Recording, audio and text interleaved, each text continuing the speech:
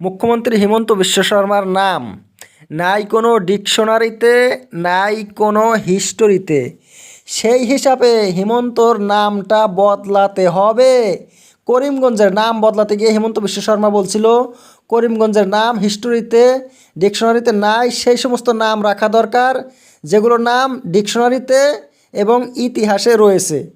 অখিল গগৈ বলছে উনি খুঁজেছে Assamese ডিকশনারিতে, English ডিকশনারিতে, নাই, হিমন্তর নাম নাই, কাজেই হিমন্তর নামটা বদলাতে হবে। তরুণ গগৈও হিমন্ত বিশ্ব শর্মা কোনোদিন বলে নাই, তরুণ গগৈ হেমন্ত হেমন্ত বলছিল, হিমন্ত না।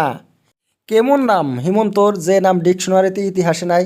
এমন নাম কেন রাখবে হিমন্তর? বদলাতে হবে। কিন্তু হিমন্ত বিশ্ব শর্মার এখনও কোনো জবাব আসে নাই। 2 সপ্তাহ পার হয়ে গেছে করিমগঞ্জের নাম বদলাতে আর এমন ভাষণ দিতে।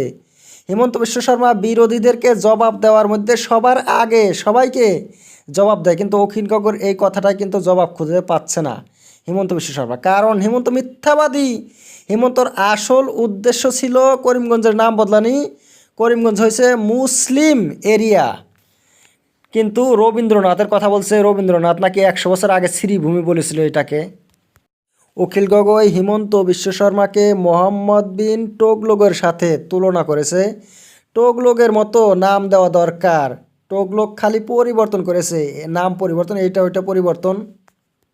এমএলএ সিদ্দিক আহমেদ রিকোয়েস্ট করেছে হিমন্ত বিশ্ব শর্মাকে নামটা করিমগঞ্জই রাখার জন্যে, শ্রীভূমি বাদ দিতে বলছে। কারণ এই করিমগঞ্জের সাথে, নামের সাথে একটা বড় ভাব আবেগ করিমগঞ্জের লোকদের জড়িয়ে আছে।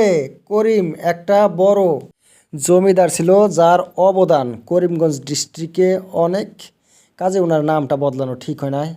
কিন্তু হিমন্ত বিশ্ব শর্মা বলছিল যে করিমগঞ্জের নামটা বদলিয়ে দক্ষিণ আসামের পুরনো হারানো গৌরব ফিরিয়ে এনেছে, গৌরব ফিরিয়ে এনেছে। কিচ্ছু না, এগুলো সব মিথ্যা কথা হিমন্ত বিশ্ব শর্মার।